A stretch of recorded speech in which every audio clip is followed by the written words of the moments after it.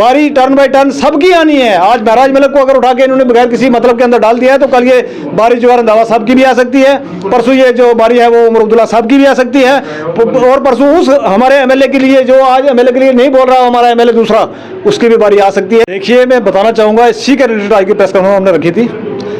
सैकड़ों नहीं है, हज़ारों नौजवान हमारे महराज मलिक जैसे हज़ारों नौजवान इस टाइम पे जेल के अंदर सड़ रहे हैं। किसी को 6 महीने के बाद, किसी को 1 साल के बाद, किसी को 2 साल के बाद। माननीय कोर्ट जो है पीएसए को रिमूव करता है कि गलत लगाया।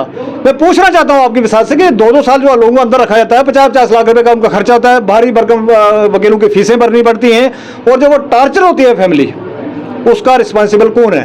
ये एक गैरकानूनी लॉ जो जम्मू कश्मीर के अंदर इन्होंने रखा हुआ है अपने फायदे के लिए। 2019 में एक ऐसे रीऑर्गेनाइजेशन एक्ट लेके आए, सारे कानून यहाँ के ध्वस्त कर दिए हमने जितने भी नेशनल कानून थे हमारे वो सारे के सारे यहाँ पर इंप्लीमेंट किए। यही कहा जाता है ना।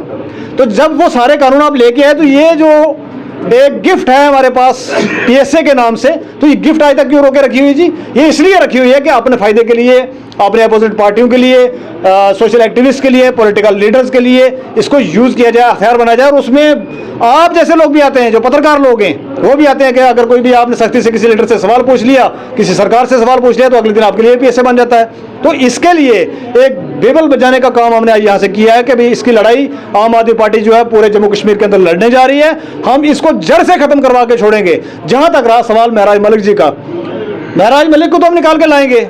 महराज मलिक के पीछे आज पब्लिक भी है, वकला हजरात भी हैं, उनके पीछे आज पार्टी खड़ी है, हमारी सारी टीम खड़ी है, लेकिन उनको तो हम ले आएंगे बाहर। लेकिन इस अगर ड्रैकोनिक लॉ का कोई हमने हल नहीं किया तो हमारे जो हजारों के हिसाब से नौजवान अंदर सड़ रहे हैं जेलों में, उनकी बात कौन करेगा? तो इसलिए आज की हमने प्रेस कॉन्फ्रेंस रखी थी। और हम आपके विसार से कह देना चाहते हैं तमाम पार्टियों को, उसमें बीजेपी के भी लोग होंगे, कि भाई जब बीजेपी की सरकार होती है तो एनसी वालों के ऊपर अप्लाई करती है, जब एनसी वालों की सरकार होती है तो वो कांग्रेस वालों के ऊपर अप्लाई करती है। ये नहीं करो।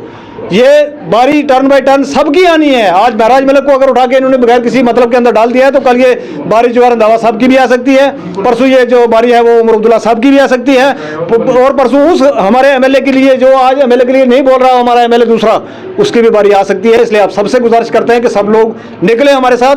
हम इस पीएसए की मुसीबत को जो है जड़ से खत्म कर जाते हैं पूरे जम्मू कश्मीर के अंदर।